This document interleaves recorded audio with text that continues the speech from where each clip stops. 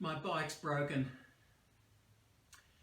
and it's all my fault. I really shouldn't be trusted to get anywhere near machinery. On returning from the Birdsville trip, I changed the oil and the filters. That all went fine. I had a leaking fork seal, so I changed both fork seals. And even though it's electronic suspension, I was able to work out how to get the seals out and the new ones in. Because the leaking fork seals soaked the brake pads with fork oil, instead of trying to rejuvenate the old pads, I replaced the pads as well. No problem. And I also checked the air filters. Because it was so wet, I didn't encounter very much dust, so the air filters are still fantastically good, so I didn't need to change them. One little bonus. As the bike's done 53,000 kilometres now, the manual says that I really should change the spark plugs. So I decided, how hard can it be? There are 4 plugs on the Africa Twin. There are 2 on the side, and there are 2 down here that reach right down in. You can see here the top plugs, they're really hard to get at. You can't get a good, proper pull at them. That one came out all right. That one refused to come out.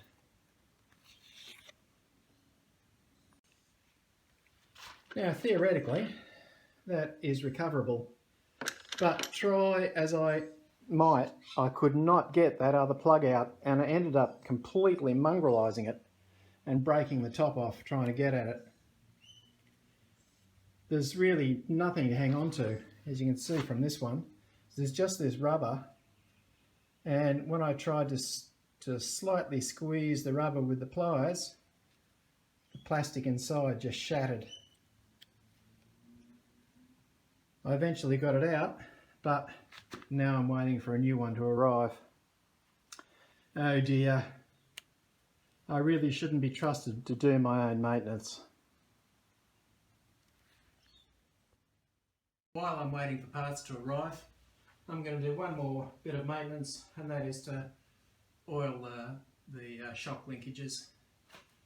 Because of all the water I've been through, there might be a bit of water ingress, and besides, the bike's done 53,000 kilometres now, and no doubt those linkages haven't been greased at all. So that's the next job while I wait for parts. Now the shock linkages, there's one there, one there, one up there,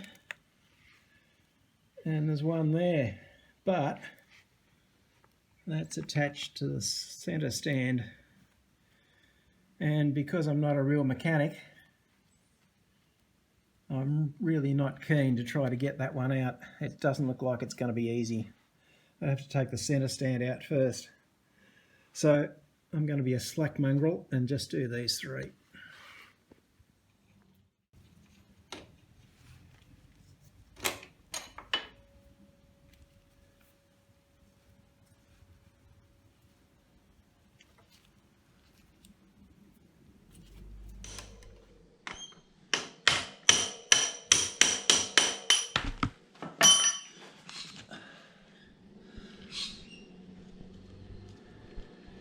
Completely dry and starting to get rusty. Well, looks like I might have caught it before it got too bad. I'm going to have to go down the shed and clean that rust off, I think.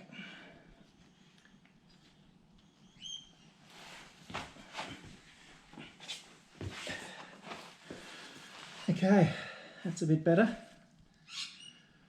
Let's put that back in. Sorry about the panting.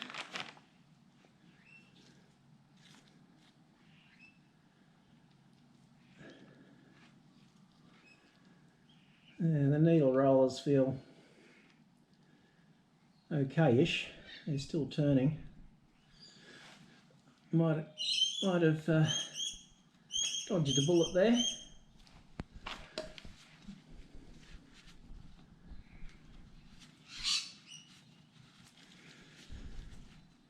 This other one, that was fine.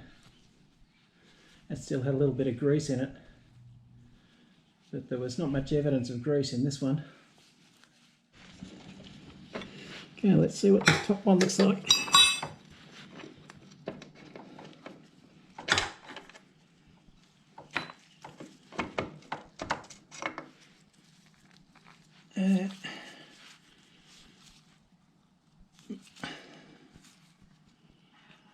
Not too bad, but not a lot of evidence of grease in there. I don't know why manufacturers put so little grease in when they put the bikes together.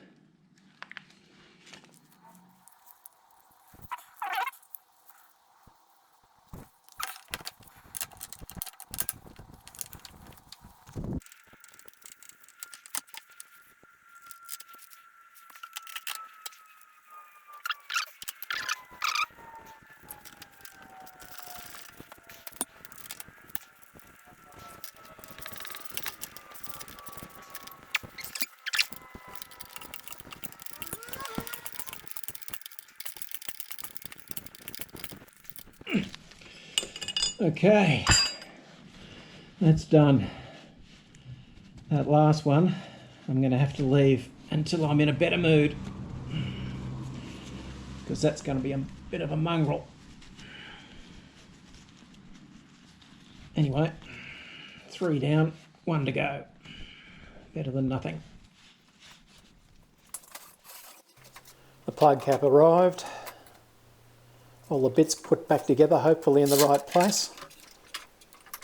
And now I'm just putting the tank on. Once I've got the tank on, I'm going to give it a start before I go any further. Because, being a rank amateur, I'm never convinced that I've done it right. And I'm wondering whether there should be a law against me doing maintenance for myself. Maybe I should buy a BMW or a Ducati, where the dealer really treats the bike as though they're just loaning it to you. They expect it to come back for every little thing.